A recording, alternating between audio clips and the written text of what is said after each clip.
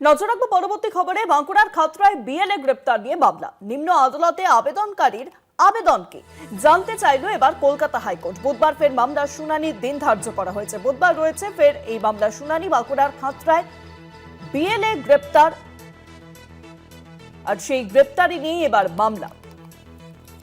নিম্ন আদালতের আবেদনকারীর আবেদনকে জানতে চায় কলকাতা হাইকোর্ট। বুধবার ফের রয়েছে এই মামলার শুনানি।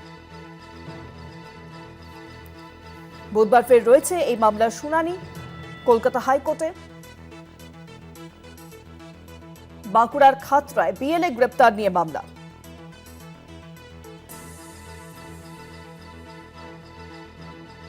বাঁকুড়ার খাতড়ায় বিএলএ কে গ্রেপ্তারের মামলায় নিম্ন আদালতে আবেদনকারীর বিএলএর কি আবেদন আছে তা জানতে চাইল এবার কলকাতা হাইকোর্ট। আগামীকাল ফের মামলায় রয়েছে শুনানি।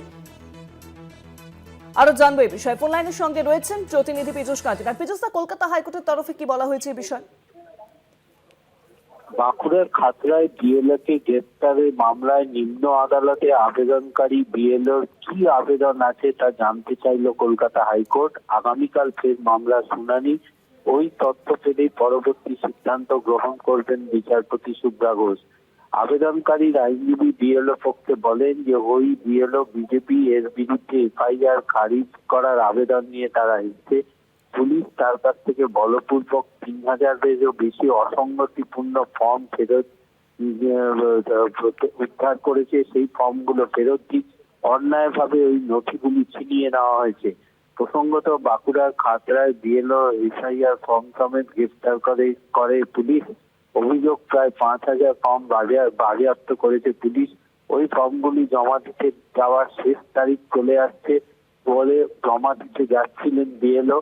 সেই ফর্মগুলিতে গরমিল আছে, তার এই সন্দেহে তাকে গ্রেপ্তার করে পুলিশ। তাই কলকাতা হাইকোর্টের দ্বারস্থ হয়েছেন এই বিএলও। অনেক ধন্যবাদ পীযূষ। ফোন লাইনের সঙ্গে ছিলেন প্রতিনিধি পীযূষ কান্তিনাথ।